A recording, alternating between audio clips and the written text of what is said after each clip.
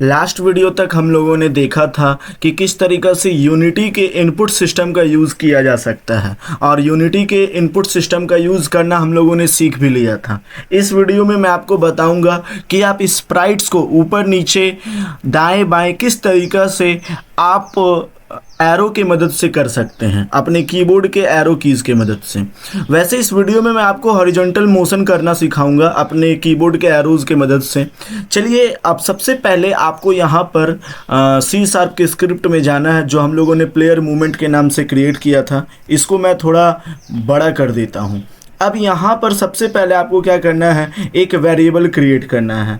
Let suppose मैं इस variable का नाम माई रिजिड बॉडी दे देता हूँ। यहाँ पर आपको रिजिड बॉडी 2D, ये जो रिजिड बॉडी 2D है, ये फिजिक्स का एक कंपोनेंट है जो मैंने प्रीवियस वीडियो में आपको बताया था। इसका यूज़ करके जो बॉडी है वो रियलिटी में जैसा ऑब्जेक्ट बिहेव करता है वैसा ही बिहेव करना शुरू कर देता है। चलिए, अब यहाँ पर इसको एक नाम दे दीजिए। हम लोगों ने वेरिएबल क्रिएट किया है। वेरिएबल डिक्लेयर करने के बाद एक नाम भी ज़रूरी होता है, ठीक है।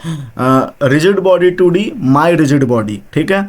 और इसको सेमीकोलन से हम लोगों ने टर्मिनेट कर दिया है।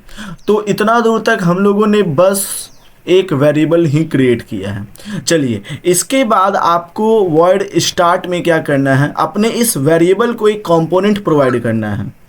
तो सबसे पहले आपको यहाँ पर लिखना है my rigid body is equal to get component, ठीक है।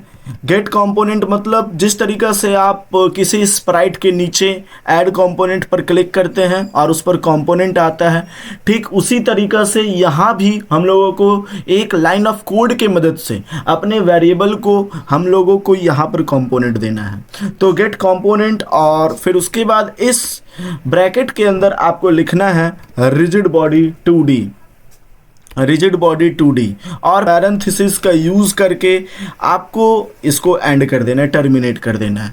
तो पहला लाइन में हम लोगों ने वेरिएबल क्रिएट किया, दूसरा लाइन में हम लोगों ने उस वेरिएबल को कंपोनेंट दे दिया। अब उसके बाद आपको अपडेट में जाना है और एक मेथड कॉल करना है, वो है रन का, ठीक है। यहाँ पर लिखिए रन, ठीक है। रन मेथड आपको कॉल करना है RUN, ठीक है।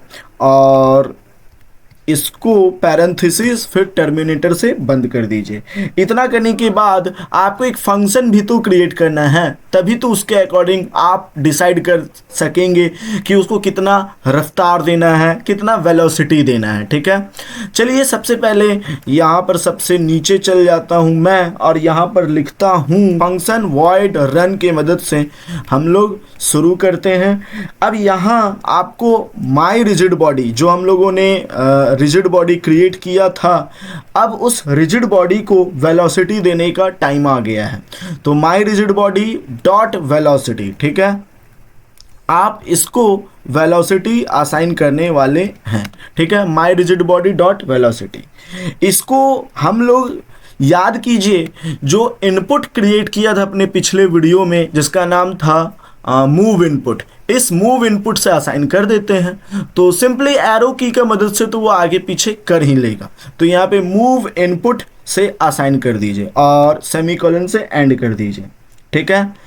इतना करने के बाद आप इसको सेव कर लीजिए। चलिए, चल के देखते हैं कि हम लोगों ने क्या क्या किया है। मेक श्योर कि इतना करने के बाद आप कुछ छोटा मोटा एरर ना करें, कॉलन को लॉस ना कर दें, या फिर आप इक्वल टू के साइन को भूल जाए, कुछ भी हो सकता है।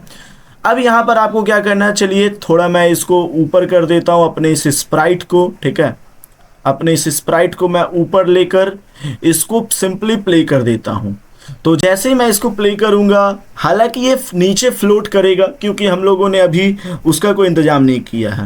अब आप अपने अप एरो का यूज़ कीजिए इसको ऊपर ले जाने के लिए, और लेफ्ट राइट एरो का यूज़ कीजिए इसको लेफ्ट राइट भगाने के लिए, ठीक है। यदि आप इसको ऐसे ही छोड़ देंगे, जैसे मैं अभी अप एरो का यूज़ कर रहा हूँ तो ये ऊपर जा रहा है, लेकिन मैं जब छोड़ दिया तो मैं अभी डाउन एरो का यूज़ नहीं किया हूँ, बावजूद उसके ये देख सक रहे नीचे आ रहा है धीरे धीरे।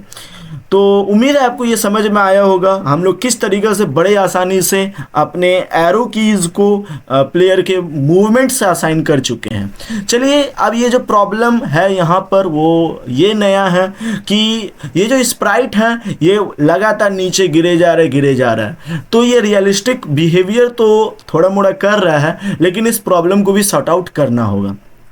तो हम लोग वापस से अपने VS कोड पर चल जाते हैं। अब आपको क्या करना है, सिंपली जो आपने अभी रन मेथड या रन फंक्शन क्रिएट किया है उसके ऊपर एक और लाइन ऑफ कोड लिखना है, जिसका यूज़ करके आप प्लेयर वेलोसिटी को एकदम अच्छे तरीके से असाइन कर सकते हैं। तो कहाँ इसको मूवमेंट कराना है, वेक्टर 2, ठीक है, वेक्टर 2 प्लेयर वेलोसिटी। आप वेक्टर 2 प्लेयर वेलोसिटी लिखने के बाद यहाँ पर इसको एक न्यू वेक्टर 2 और ब्रैकेट में मूव इनपुट, ठीक है, हम लोगों ने अपने मूव इनपुट को असाइन करा दिया मूव इनपुट डॉट एक्स, ठीक है। और इस चीज़ को आप क्या कर सकते हैं, एक फ्लोट दे सकते हैं, 0 फ्लोट, यानी कि बाय डिफ़ॉल्ट वो कहीं भी मूव नहीं करेगा, जब आप एरो कीज़ का यूज़ करेंगे तो फिर वो मूव करेगा। इस लाइन का बस इतना ही मतलब होता है, ठीक है। इतना करने के बाद आपने प्लेयर वेलोसिटी क्रिएट किया है, तो आपको क्या करना होगा, प्लेयर वेलोसिटी भी यहाँ पर देना होगा, क्योंकि अब मूव इनपुट का कहानी ख़त्म हो चुका है। आपने वेक्टर 2 को प्लेयर वेलोसिटी से असाइन कर दिया है। तो प्लेयर वेलोसिटी लिखिए। अब इसको सेव कर लेते हैं और चलिए देखते हैं। देखिए हम लोगों ने कॉलन लगाना वापस से भूल चुके हैं। चलिए यहाँ पे एक कॉलन लगा दिया, सेमी कॉलन लगा दिया जाए।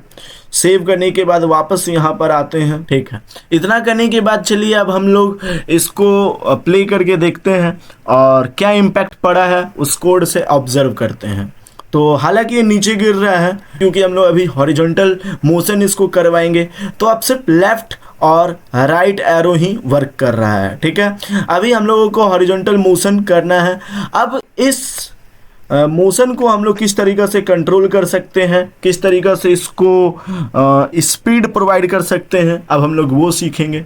तो हम लोगों ने इस लाइन ऑफ कोड से जो अप और डाउन मोशन था हम लोग जो करवा रहे थे अप एरो का यूज़ करके, हम लोगों ने उसको फ्रीज कर दिया है। चलिए वापस से इस VS कोड पर जाते हैं और यहाँ स्पीड प्रोवाइड करने के लिए आपको लिखना होगा सीरियलाइज फील्ड, ठीक है। यहाँ पर आपको ये लिखना है।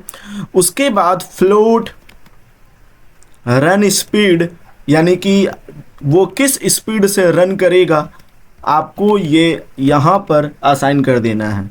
मान लीजिए 10 से वो मतलब रन करेगा। इतना करने के बाद हम लोगों ने बेसिकली इस लाइन से जो स्प्राइट था उसका कुछ स्पीड हम लोगों ने तय कर दिया है कि वो किस स्पीड से मूव करेगा, ठीक है। अब वापस से यहाँ पर जाना है आपको प्लेयर वेलोसिटी न्यू वेक्टर 2 में मूव इनपुट एक्स, जो आपने वेलोसिटी प्रोवाइड किया था इसको 10 फ्लोट का, आपको उसको यहाँ पर असाइन कर देना है। तो simply move input dot x जो है इसको आप मल्टीप्लाई कर दीजिए जो आपने प्लेयर को रन स्पीड दिया था। तो रन स्पीड से हम लोगों को सिंपली मल्टीप्लाई कर देना है। तो इतना करने के बाद आपका जो स्पीड दिया हुआ था मूवमेंट 10 फ्लोट का वो ठीक हो चुका है। अब आपको क्या करना है, ये 0 फ्लोट का तो कोई काम नहीं है। क्यों काम नहीं? क्योंकि आपने उसको मोशन दे दिया है, रन स्पीड से असाइन करवा दिया है, ठीक है।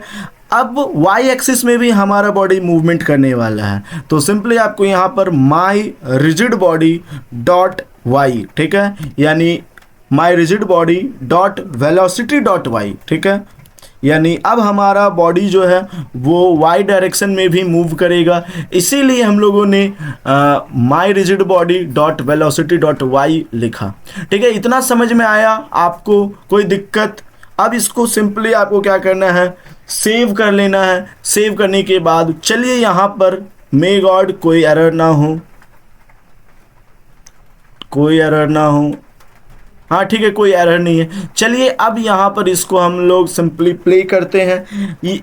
अभी तक ये सिर्फ हॉरिजॉन्टल मूवमेंट करने वाला है। देखिए नीचे सीधा गिरा, ठीक है, ये सीधा नीचे गिरा, फ्लोट नहीं कर रहा है। और देखिए कितना स्पीड से, अब ये अप एरो डाउन एरो इसका काम नहीं करने वाला, देखिए नीचे गिर गया। ये मतलब बहुत बढ़िया हम लोगों ने क्रिएट कर लिया है आज के इस वीडियो में।